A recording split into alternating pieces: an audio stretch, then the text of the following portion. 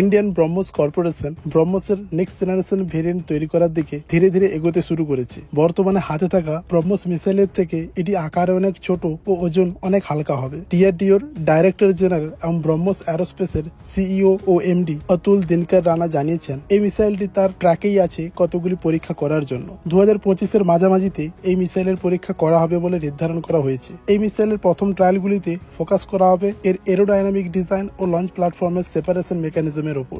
যদি সবকিছু ঠিকঠাক থাকে তাহলে এই ব্রহ্মোস নেক্সট জেনারেশন মিসাইলটিকে 2026 সালে ভারতীয় বায়ুসেনাতে অন্তর্ভুক্তি করা যেতে পারে। এই মিসাইলের রেঞ্জ 290 কিলোমিটার মেনটেন করা হবে ও স্পিড হবে 3.5 ম্যাক। তবে এই মিসাইলের সাইজ ও ওজন কমে যাওয়ার জন্য এই মিসাইলটি ভারতীয় বায়ুসেনার এরিয়াল অ্যাটাক ক্যাপাবিলিটিকে অন্য মাত্রায় নিয়ে যাবে। ব্রহ্মোস নেক্সট জেনারেশন মিসাইলটি অফার করে দূরপাল্লার লক্ষ্যবস্তুকে সঠিকভাবে আঘাত করার ক্ষমতা।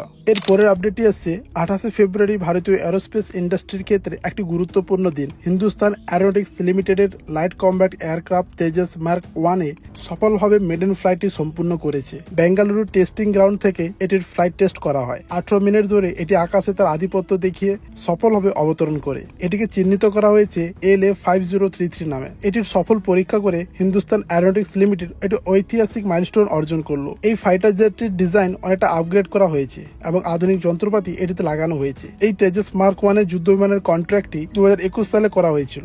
Retire group captain KK Venugopal, যিনি হচ্ছেন হেলের chief test pilot, Tejas mark 1 fighter জেটটির মেডেন ফ্লাইট সফলভাবে সম্পূর্ণ করেন। এই তেজস মার্ক 1 যুদ্ধ বিমানটির অনেকগুলি বিষয় তেজস মার্ক 1 থেকে উন্নত, যেমন avionic system, weapon system, advance radar technology ও এর অপারেশন ক্যাপাবিলিটিও মার্ক 1 চেয়ে অনেক বেশি। এই যুদ্ধ বিমানের সফল পরীক্ষা ইন্ডিয়ান এয়ারফোর্সের ফ্লাইটকে মডার্নাইজ করার যে প্রচেষ্টা, এতে আরো এক ধাপ এগুলো। আশা করি এই বিমানের যোগদানে ভারতের বায়ুসীমানা আরো সুরক্ষিত ও মজবুত হয় বলে আশা করা যায়। ভারতীয় বায়ুসেনা ভবিষ্যৎ এরিয়াল কম্ব্যাক্টের জন্য নতুন ধরনের প্রজেক্ট শুরু করতে চলেছে। এটি হলো লয়াল উইংম্যান। প্রাথমিকভাবে 200 থেকে 250টির মতো ভারতীয় সেনায় যোগ দেবে, যেগুলি আমাদের মেন ফাইটার জেটের সাথে তাল মেলাবে। Hindustan aeronautics limited private sector কোম্পানিগুলির সাথে মিলে এই আনক্রিউড কম্ব্যাক্ট এরিয়াল ভেহিকেলের দুটো ভেরিয়েন্ট তৈরি করবে। এই ভেহিকেলগুলি তৈরি করা হবে ডাইভার্স রেঞ্জের টাস্ককে সম্পন্ন করার জন্য। এগুলি ম্যান্ড ফাইটার জেটকে অফেন্সিভ ও ডিফেন্সিভ অপারেশনে সাহায্য করবে। এই ভেহিকেলগুলি বিভিন্ন রকম অপারেশনে গুরুত্বপূর্ণ ভূমিকা পালন করবে,